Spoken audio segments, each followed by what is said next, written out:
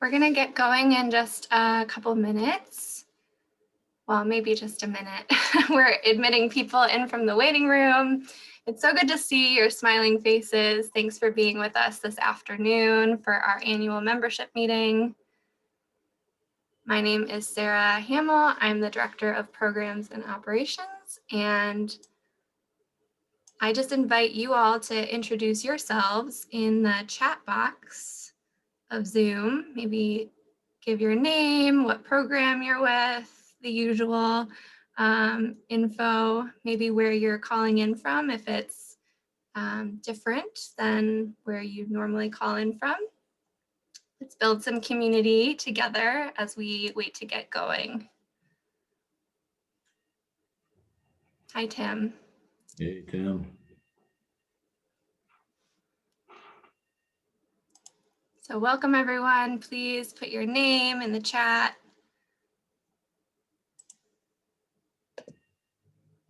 And where you're calling in from. Hi, Emily. Hi, Monica. Hi, everyone.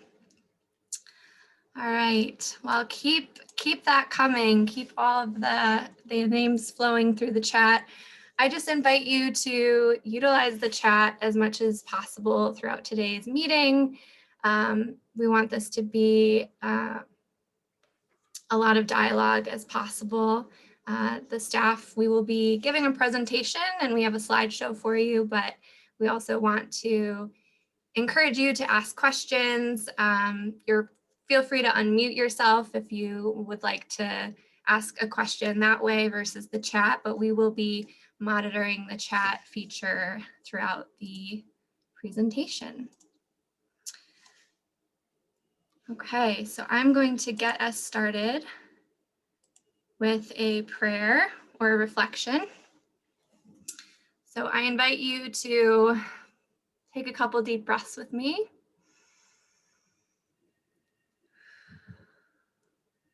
Feel free to turn off your video if you want. Just settle into your chair or your couch, wherever you're seated, and keep taking those deep breaths.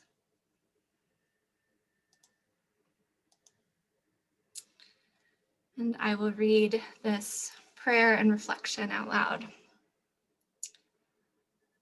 Do your best while also remembering your worth is not attached to what you accomplish.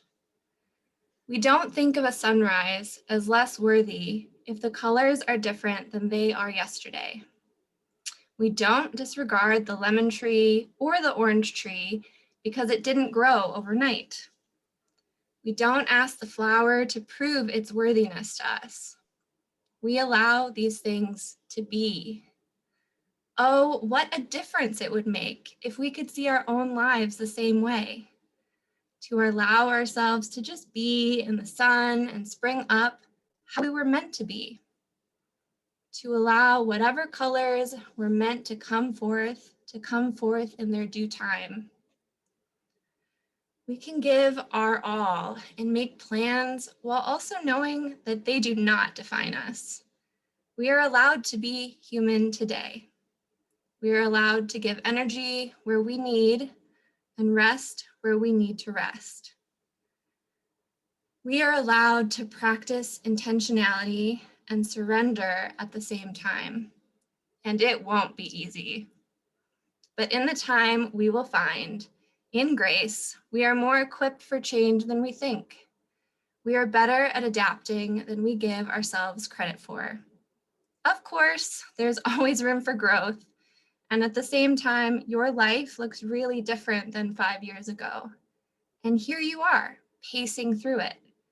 Even when it doesn't feel like pacing yourself makes a difference, and you're frustrated by all that you have yet to accomplish, you're already on the journey. You are already learning. Be gentle with yourself today. You are well on your way in grace. And that's a reflection and prayer from Morgan Harper Nichols, an artist and poet. that I love to follow on Instagram. I invite you to open your eyes, slowly come back to this space with us. Maybe hold on to a word or a phrase in that reflection. Feel free to share maybe something that stood out with you in the chat, something that you're going to take from this or that you want to reflect back on. I think the piece about rest is something I need to take with me. All right. Well, welcome everyone. Again, my name is Sarah Hammel, and I'm the Director of Programs and Operations. And I am so excited to be with you all for our annual membership meeting. And I'm going to turn it over to our Executive Director, Jans Shelton, to get us started and walk us through kind of what we're going to be talking about today. So Jans, it's all yours. Great. Thanks, Sarah, and thanks to everyone who is here. It's always great to see you all. And in that reflection, the word intentionality jumped out to me because I'm very aware right now of how much intention from CVM staff went into trying to figure out how to use this space and offer you something really good and helpful. You know, it's a little bit of a presentation, it's a little bit of connecting with you, but there's a lot of thought. Anytime we have a chance to provide space for you, a lot of thought, a lot of intentionality. So thanks to staff for doing the best job they can, as always. And so I want to recognize them before we jump in. You probably see familiar names and faces. Teresa Smith, if you've seen her or known her, it's only probably because you're lucky enough to be contracting with her for some great financial help. And if so, that's great. She's our part-time accountant. But Katie Delaney, Jocelyn Sadeko is pretty new to us, a few months, and she's already made a big impact. You've probably experienced that in some of our online events. And then Sarah Hammel just had a 5-year anniversary, so she's still providing great leadership here. I also want to note that in the past half year, Katie Malembe moved on. She was with us 13 years, made great contributions to the network. We wish her well. Mike McCormick recently moved on, and you probably recognize him from really giving a boost to some of our recruitment efforts and virtual efforts and campus outreach. And then Aaron Roberts was with us for about a half a year doing development and communications work. And the Choose Service video campaign, if you've seen that or recognized it, she really put her imprint on that. So we're in some transition, maybe a little bit more about that later. But as we really get into our time today, I want to invite you to breathe and trust and listen. Breathe, trust, and listen the best you can in this moment. You may remember that was a little bit of a mantra, a refrain, an invitation that we offered in various ways as COVID hit and as we all were faced with a new reality. It was our way, my way of trying to say, you know, take care of yourself, open up to God in new ways, and maybe we'll be surprised at what we learn about ourselves and others and God. So whether you did that or did something else to be a little bit more grounded, I hope you did the best you could coming through this year and that we were able to help in some ways. The other thing the last year that we started to add to that was to try to reimagine, to pay attention to what was going on in the world, what this meant for our country, our communities, our mission, and be open to reimagining and to asking good questions about where we're going. And so today there's a little bit of, looking back at this crazy, unique year and looking forward and trying to figure out where the action piece might play in, because we were able to listen hopefully pretty well to some things. And so, you have some usual materials and information that we often do at these meetings. We put out an annual report in December that I think was just a great statement of what we were able to do with you and try to help you this year. And it's just sort of inspiring to see how you all and we sort of work together to do a lot of that. And it's got some of the usual information about finances and structure. It's got some great testimonials for member programs, and you're going to hear a little bit more of that today. But today we're gonna be a little bit bigger level, visionary and creative. And how I want to step into that is just to ask you to think about another word, which is balance. Balance. I think right now in this moment and going forward, a big thing that grounds CVN is trying to figure out the balance of the pastoral that we try to offer members, supports, space. How do we respond to your needs? How do we help you help yourselves and others, volunteers and communities? That real and intentional holding, the best we can. We can't do it all. But we're trying to balance that with the prophetic. What does it mean to think about what could this network say and how could it be differently going forward? How can we respond to the challenges of our time in a prophetic way and use our voice and our witness and our power in different ways?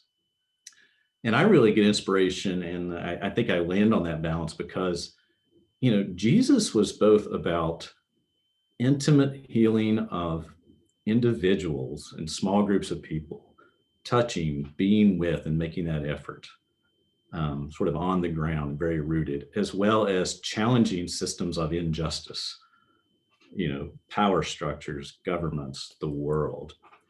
And so Jesus is a little bit different than us. He could do all that stuff a little better, a little bit more grounding. But I think it's our invitation to think about how do we as a network hold the need for healing, compassion, caring of each other, as well as challenging each other to speak prophetically and to act maybe in new ways because we've reimagined. So that's a little bit of where I'm inviting you to come at this today. And I hope that's helpful. I'm going to pass it back to Sarah, and we're going to get into some, I hope, fun, creative sharing during this hour or so. Thank you so much, Jans, for passing the baton. All right. So, like Jan said, we're going to look back for a little bit, and then we're going to look forward towards the second half of the presentation. So when we were thinking about 2020, first of all, what a year that was. And it's still pretty wild to imagine that year has come to a close and that we're in 2021 already. We really focused a lot of our energy on, surprise, surprise, reimagining a lot of our work and pivoting things. And you'll see on the screen, these are the 3 things that we're really proud of that we offered to you all as members and came together as a community. And we hope that you were able to participate in those offerings and benefits of membership. Really prior to 2020, we were thinking about reimagining and what that meant in the field of faith-based service, how we as a community could grow and learn in new ways and be together in a world that was and still is rapidly changing day to day and becoming more and more virtual. And it's no surprise that 2020 put us in a position to test out all these things that we were kind of thinking about doing before COVID happened. And one of those is, just having more phone calls and dialogue with all of you. That was a huge gift to be able to come together and kind of work through these issues that you all were having and that we were having and be together in community during some really difficult times. And then also we had program management courses, and this was a new offering for us. We took it a step beyond just a webinar and partnered with some really great people to put together some course content.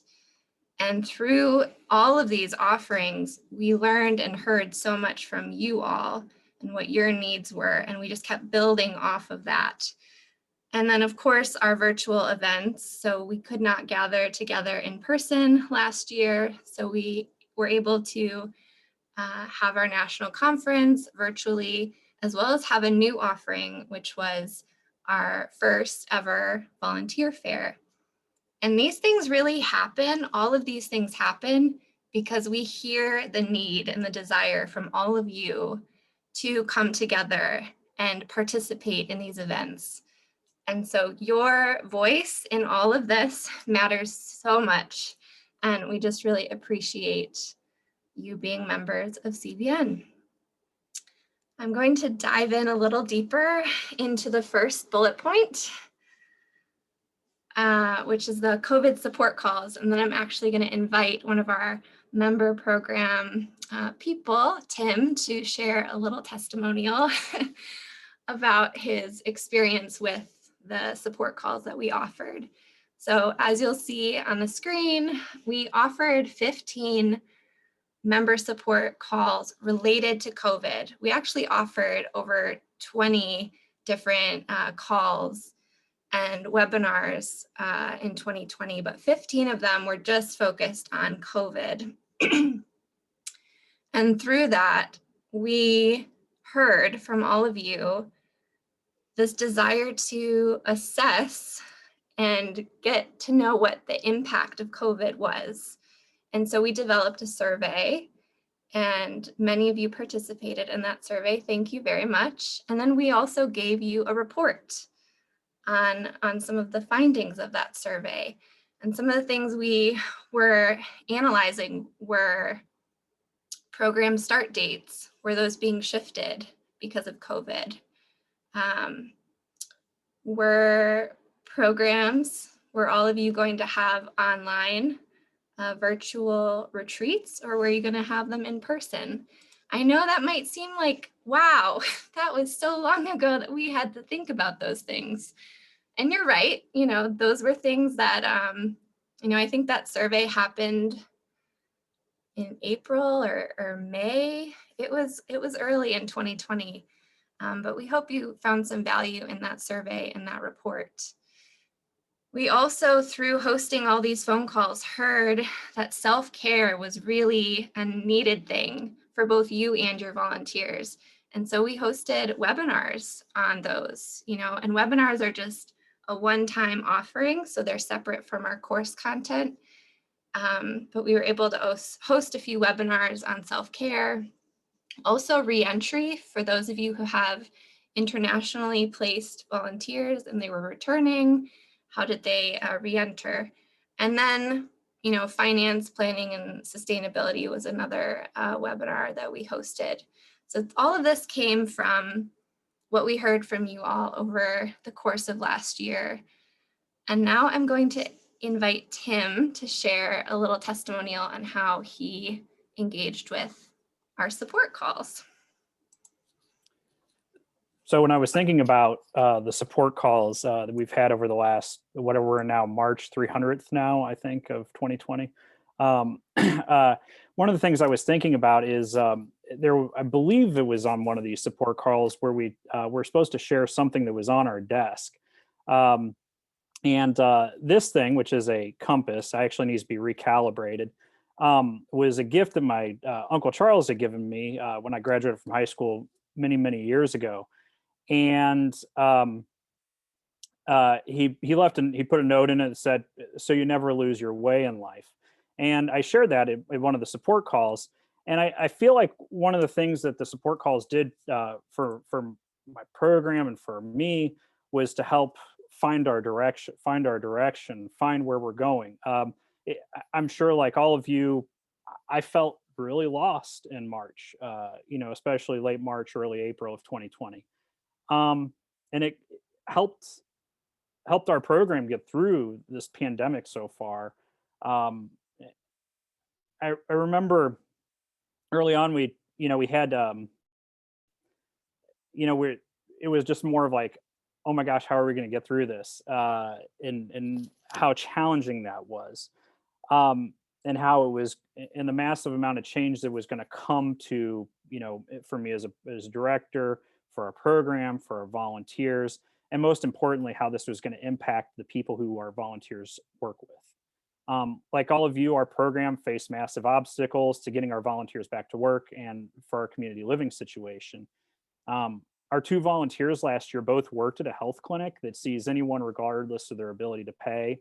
The clinic did shut down for a short bit, but then opened back up when they put some protocols in. But our volunteers ended up not going back to work because of they lived with a couple of older priests who were feeling very vulnerable to COVID. And it was such a blessing to hear how other programs were coping with these challenges. And it really kind of helped me and our advisory board and, the people I work with on our community's leadership team find some alternative ways to get our volunteers back into their placements and to make sure they're able to exit the program in a healthy way. And then the support calls and all the other ways we all meet together as a community, as a CVN community, have helped my program find ways to welcome our new volunteers in a safe as safe as we can be manner, and to find new ways of recruiting. It's been a wonderful benefit to have each other to lean on in these extraordinary times, and a lot of that has been facilitated by the great work of the CVN staff and the member programs. So that I've really appreciated having that kind of support from you all and from each other, and I hope that me and my program have been able to be that for the rest of you as well. Thank you so much, Tim, for sharing about your experience. We really appreciate that.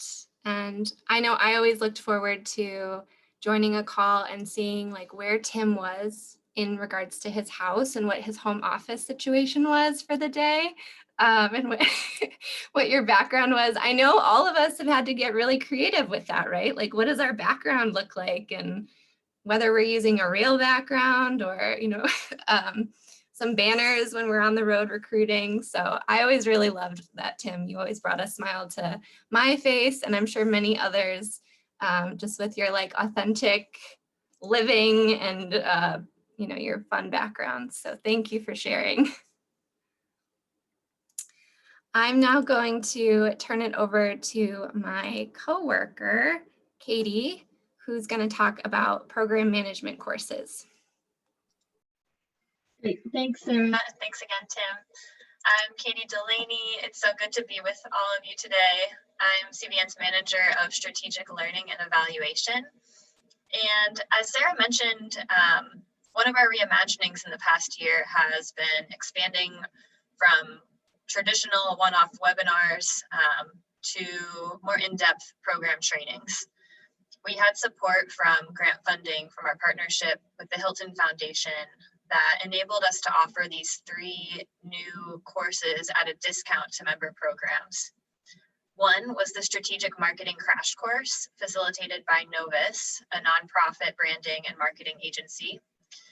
The second, Fostering Wellness in Community, Mental Health in the Service Experience, which is a course facilitated by Maggie Moore and Christina Jeffords, both mental health therapists who were former volunteers and are now getting ready to lead our first volunteer course on mental health. And finally, an implicit bias training facilitated by Crossroads Anti-Racism Organizing and Training. And these 3 courses really opened up our eyes to what's possible and the beauty of partnerships and collaborations even beyond our network. So a few highlights: expanding from a one-off webinar, those can be great for particular topics, but we found that a multi-session course allowed participants to really go in depth and metabolize learning throughout the experience. We also ran a proposal review process to find and contract the best fit facilitators for these courses who had experience and knowledge from fields that I think all of you have dipped your toe in. Our program staff, you wear 500 hats, and that's really hard, and no one can have 500 majors or 500 career titles. So to be able to call upon folks who live these different topics every day and leverage that learning for us was a real benefit.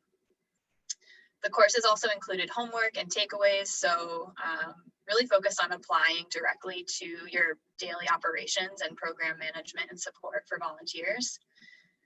And, similar to what Tim shared about the calls, each course was comprised of a cohort of member programs. So we wanted to capitalize on the community that we have and share the learning experience with each other so that you were able to continually problem solve throughout, bounce ideas off each other. And then, you know, over the course of these courses, really develop a shared language and a common way that we could come at problems or challenges together with this shared understanding. And in these courses, we had 112 staff members participate, with 2 more starting in February. So that number is only going to grow. And we can say a lot about the courses, but we really wanted to offer some firsthand experience from folks who participated. So I'm happy to introduce Katie Sullivan and Emma Edwards of Franciscan Volunteer Ministry, who between the 2 of them actually participated in all 3 courses. So Katie and Emma, thank you for joining us today and for being willing to share a bit of your feedback. Yeah, thanks, Katie, for the intro and inviting us to share. I'm Emma Edwards, the Associate Director of Franciscan Volunteer Ministry. I was new to FEM in 2019. November of 2019 is when I started. So to say that I had a really first interesting year would be probably an understatement. But something that I felt like these, even before I started working with FEM, I worked in campus ministry at small Catholic colleges. And kind of like Katie mentioned, you're just kind of expected to be an expert in everything. At least that's how I felt. And there just wasn't always like the budget for professional development. And so you just like made do. And Katie and I are two Wonder Woman staff. But we definitely are not experts in everything, surprising as that may be.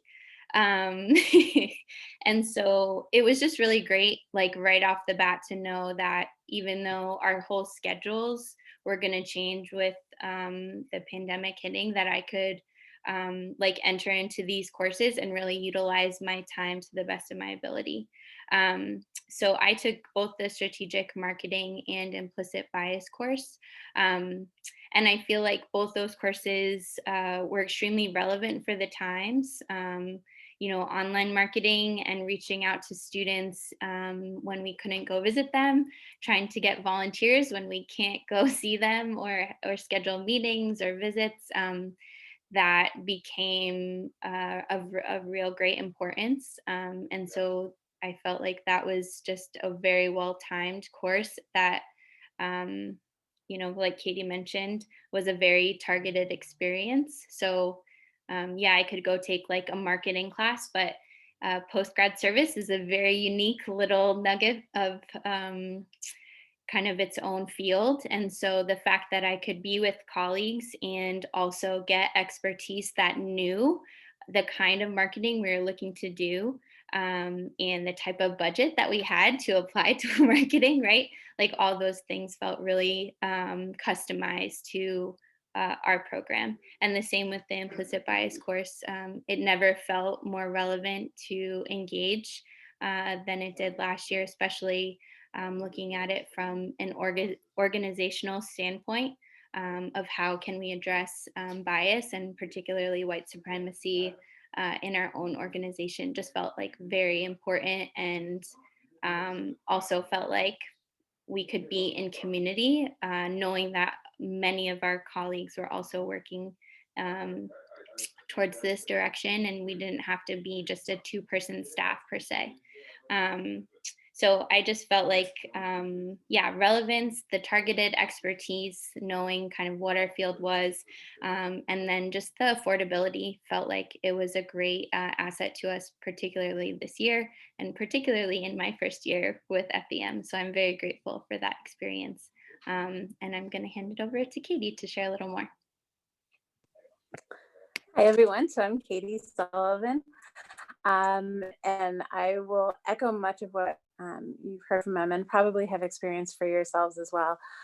So one variable that is different is that I am in what I think is my 22nd year on staff with the Franciscan Volunteer Ministry. So it's been a little while, but it's also been a time through all of that that I've been a part of and connected with the Catholic Volunteer Network. And so I'm excited to continue to be a part of this incredible community and learning and sharing with each of you. And I feel like this pandemic time has opened my eyes, heart, and mind to what can happen virtually. Because I think I was definitely slow to the party on that. Because I just love being with you all in person, and I prefer that. Like I don't even like talking on the phone if I don't have to, but sometimes you have to. And technology actually lets us see each other now, and so I'm really grateful for that.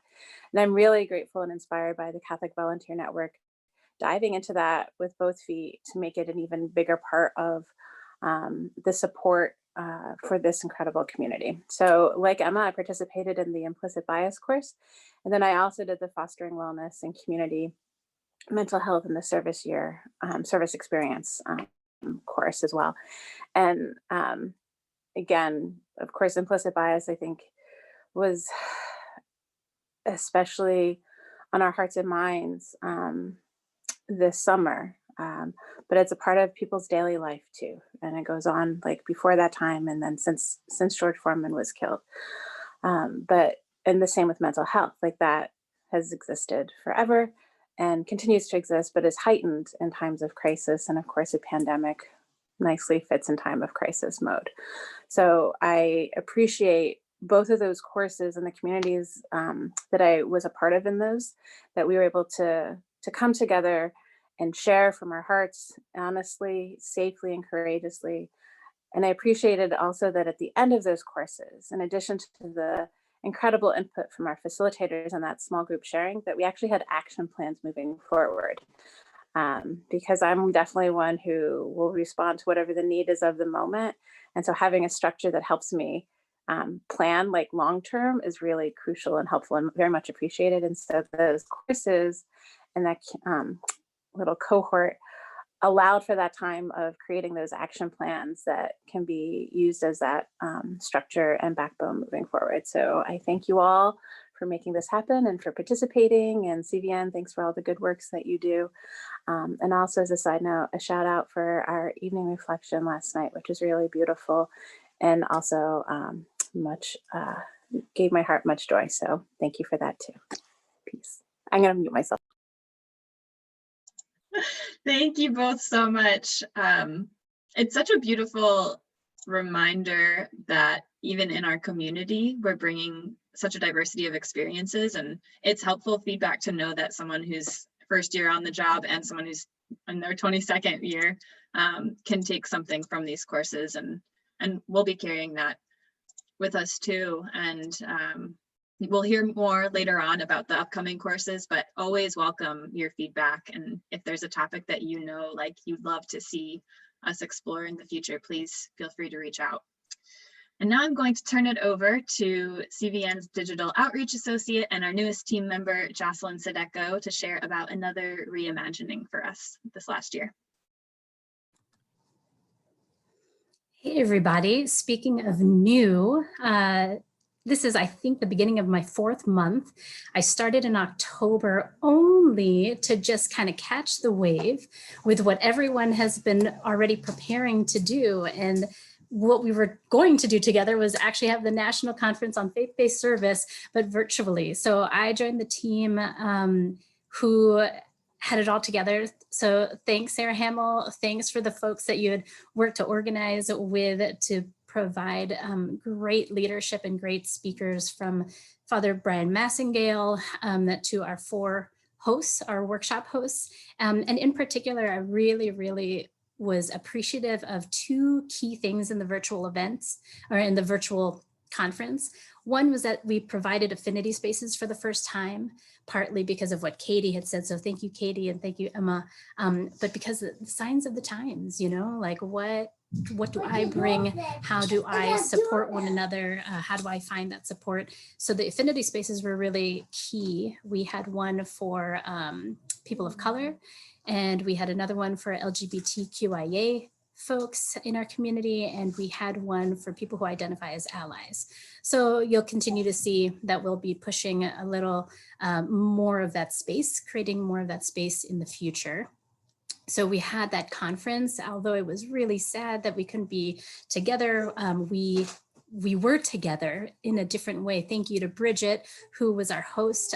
So lovely to make it fun, engaging, and in a way like help to break through the virtual space and to help us to be present with each other. So we were really excited about the number. We had 216 people, individuals who were registered and who had attended, which is so much more than we've had in the past. And we have a sneaking suspicion that it had something to do with the fact that it went virtual and we didn't have high costs of travel or other registration fees. So we were really excited about that. And we're trying to discern what Jan said, the balance of the in-person versus the virtual will be, especially as we progress, getting the vaccine and whatnot. There's no going back to never going to be virtual again. So what are our options? So there you see a little slide. There's definitely more information in our annual report. The second online virtual experience that I got to play a role in with Mike McCormick actually was our volunteer fair. And so it was our very first one. Thank you to the 12 folks. We had a combination of some campus advocates and some people from our member organizations kind of brainstorm and give us a lot of input about how we ought to do this. Overall, we were surprised. We were hoping for maybe 100 people attending, and we had over 200 attending. You can see the numbers right on the screen. And what's more fitting is that that was a prep for a really good spring volunteer fair for postgrads. So we're excited. It'll be sometime in March between the 8th and the 15th. We're still putting it together.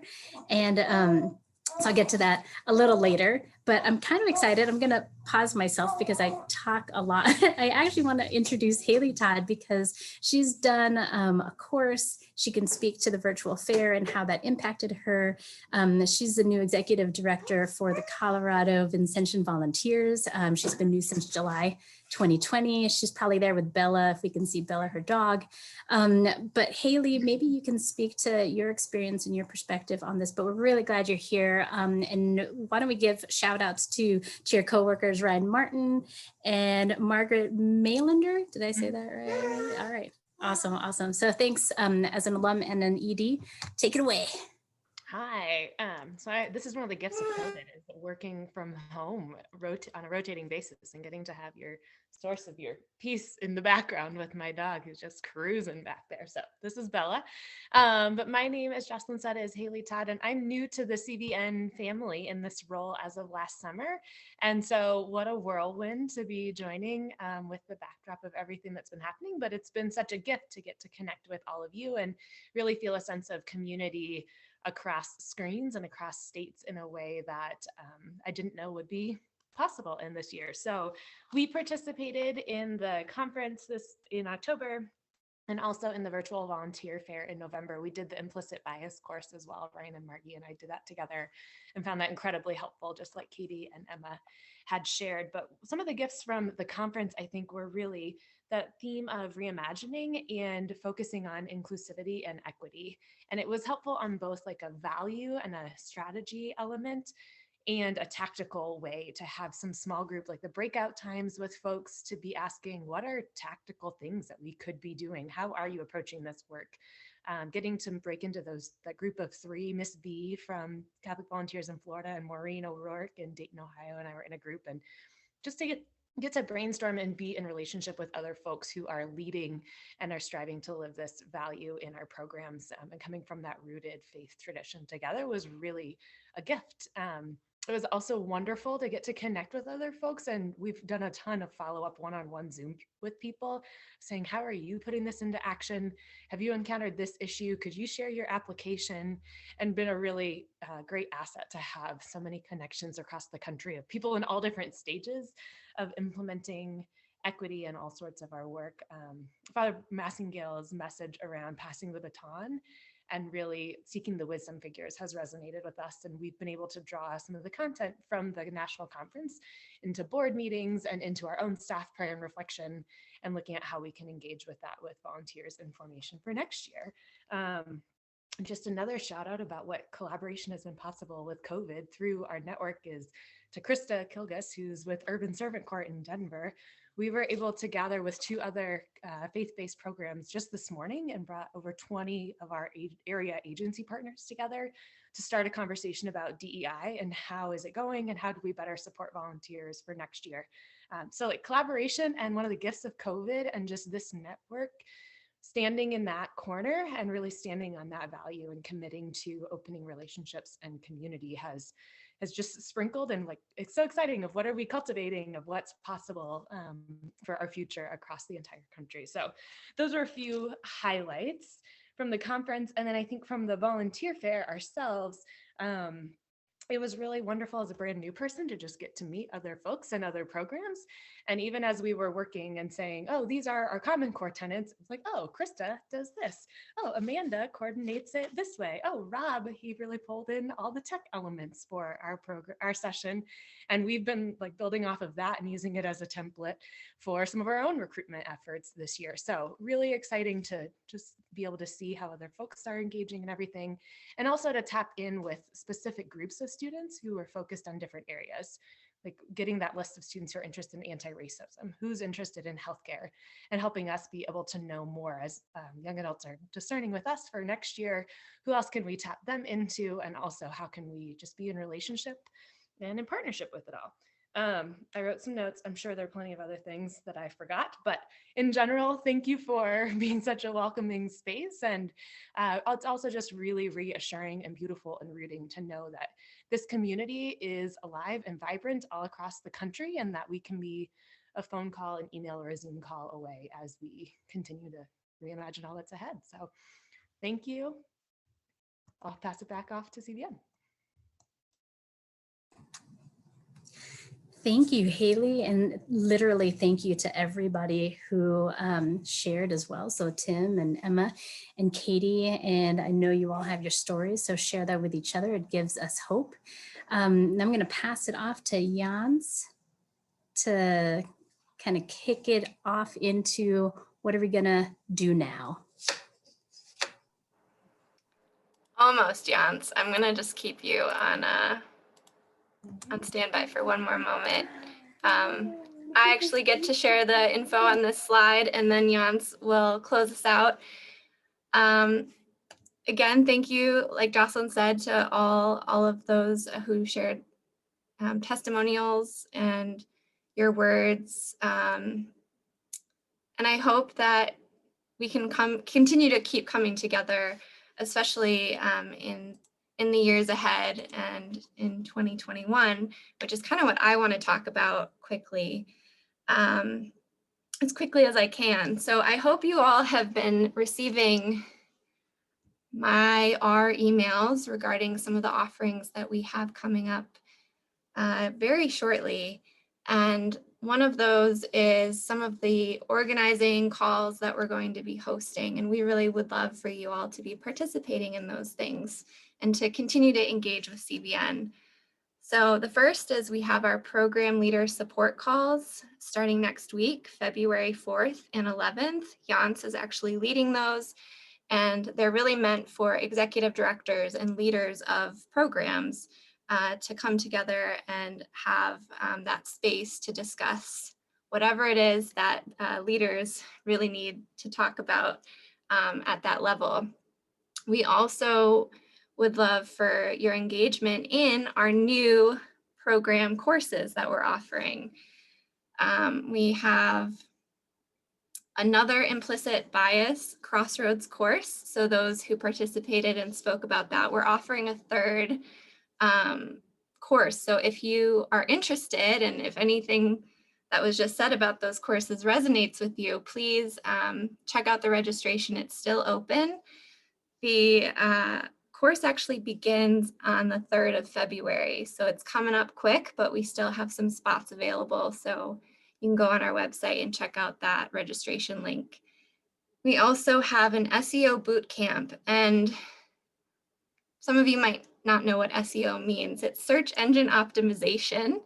So basically, our friends at Novus who did our strategic marketing course want to build off of that course and really focus on search engine optimization and how you're being seen on the web, and where does your website come up, and your social media, and how to help elevate your program on the web. So we encourage you to also sign up for that. It starts on the 25th of February, so registration is still open for that as well. And then I think many of you know that we're hosting for the first time since I think I've been on staff, a volunteer course, and it's focused on, well, the title is A Trauma-Informed Approach to Caring for Yourself While Caring for Others. And that starts on the 2nd. And we've had a huge amount of people, volunteers want to sign up for that. And we still have openings. So if you want your volunteers to engage in that, you're more than welcome to do so. And I also want to circle back and say we are doing some maker spaces for the virtual fair, like Jocelyn alluded to. And those happen every Thursday at 2 p.m. And you can register for that to join and kind of help mold what will be the spring volunteer fair. Thanks, Jocelyn, for posting that in the chat. And then we also have our first Friday recruitment chats that have been starting. I believe Mike started those, and the legacy continues with Jocelyn. So feel free to connect with Jocelyn if you're interested in either of those things. We really love your participation in all of these events. And then some things that we would like to invite you to help us strengthen are, of course, the membership renewal. That will be beginning February 22nd, hopefully. That's the tentative date for everything to launch. The one thing to be aware of with this is we have a new member survey. And I know some of you might be having like heart flutters right now, knowing that I changed the survey on you, but I promise it's so much better. We actually had our partners, MLC, help us create a survey and to get some really good data. And I will be releasing that survey out ahead of the membership opening so that you can take that survey, that PDF survey, and go have meetings with your staff and look over the questions and kind of make sure that the answers that you want to give as your final answers represent your whole organization and all levels of your staff.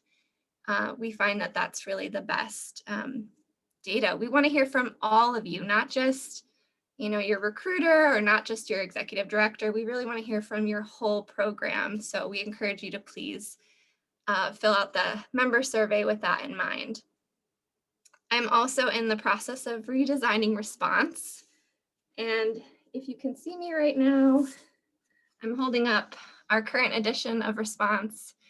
The plan is to make it smaller and a few other things as well, shortening the program listings and really focusing on drawing people's attention to digital content and the search engine on our website, as well as connecting with all of your programs on your websites and your social media accounts. Times have changed, and print and Response is still a very valued resource. And I put together a group of people to help me with the redesign process. And I had input from campus, programs, volunteers, all helping me to guide this process. But if you have input as well, it's not too late.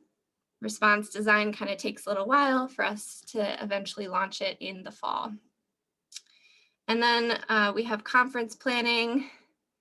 As it was alluded to, we're still trying to figure out what the conference will look like in the fall. And we would really love for you all to help guide that. So I invite you to join a conference planning team with me and other members of the CVN staff to try and discern what not only the content of the conferences, but if it's in person, virtual, all of that. And then lastly, I know I'm running out of breath and time.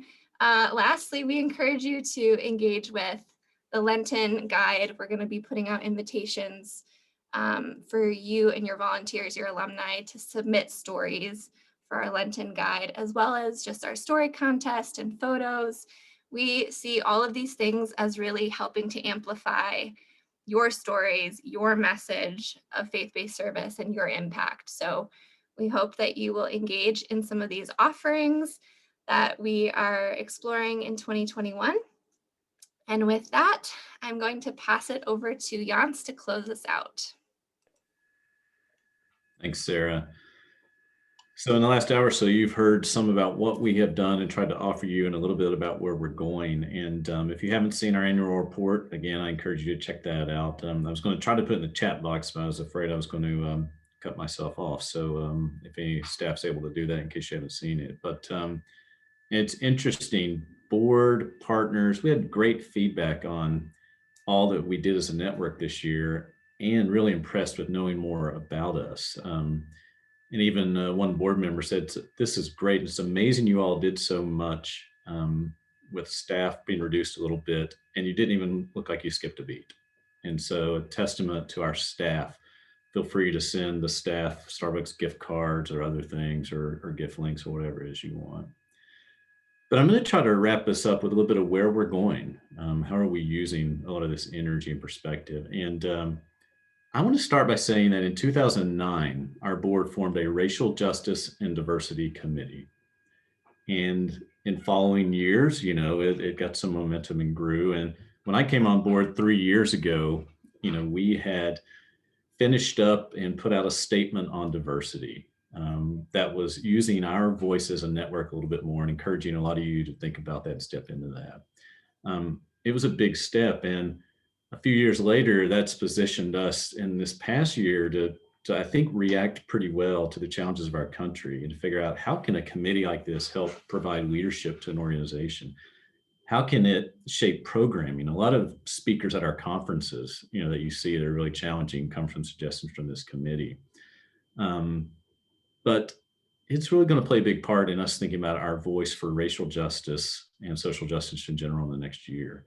And the great thing about that committee is it has, maybe 6, 7, 8 members that are at large and represent different organizations and communities to help strengthen and challenge us. And so I just lift that committee up. It's going to help drive our efforts in the coming year. Another thing that's going to drive our efforts is we have a strategic planning year coming up.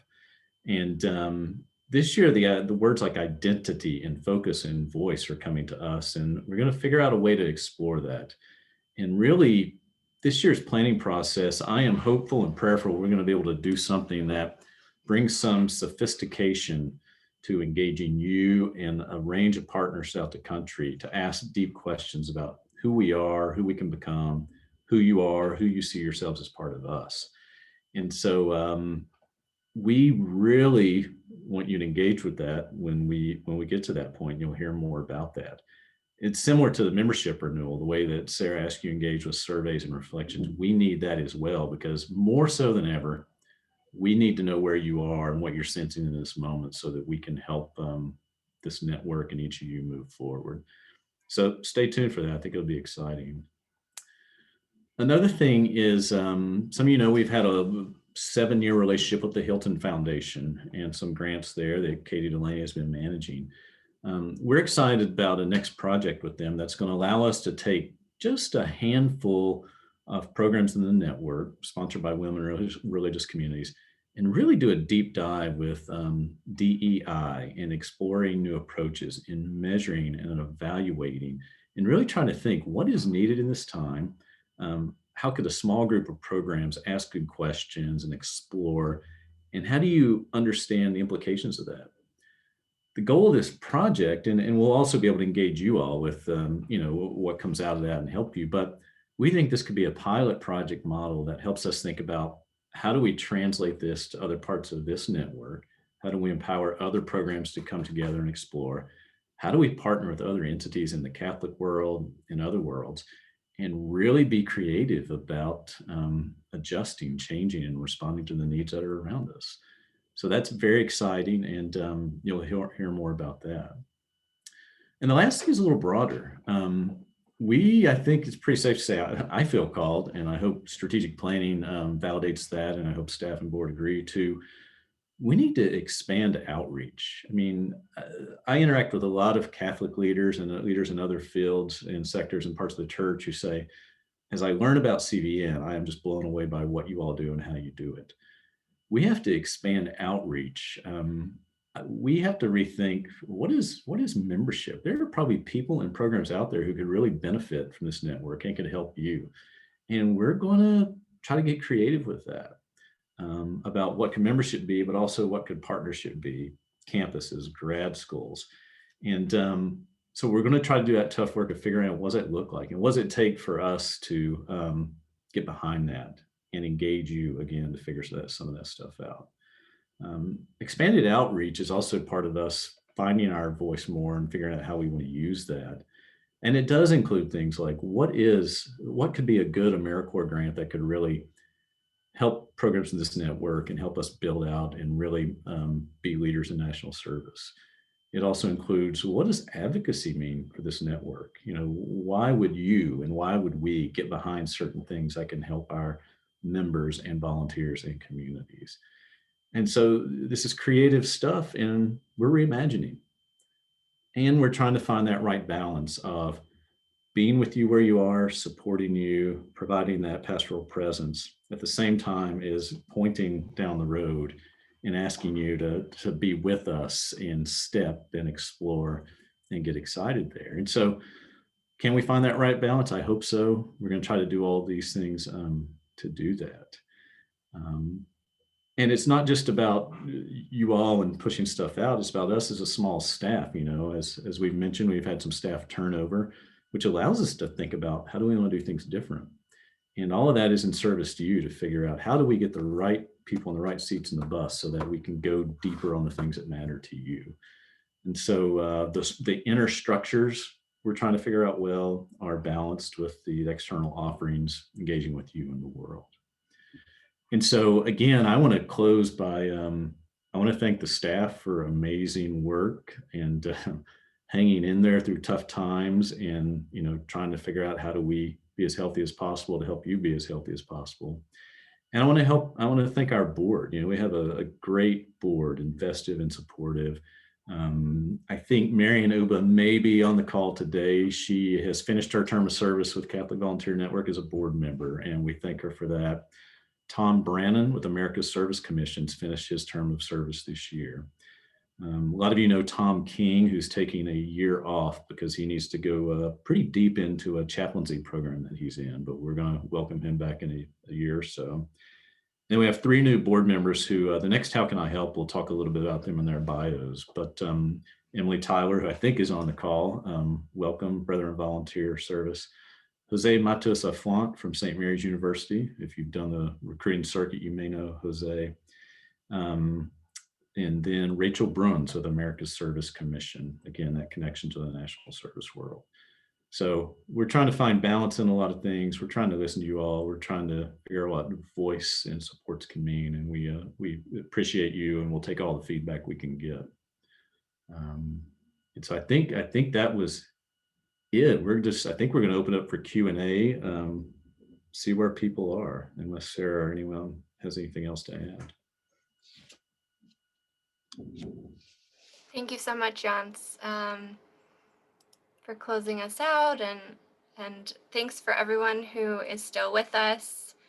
We are just 1 minute past the hour, so good job, team. We stuck to the time.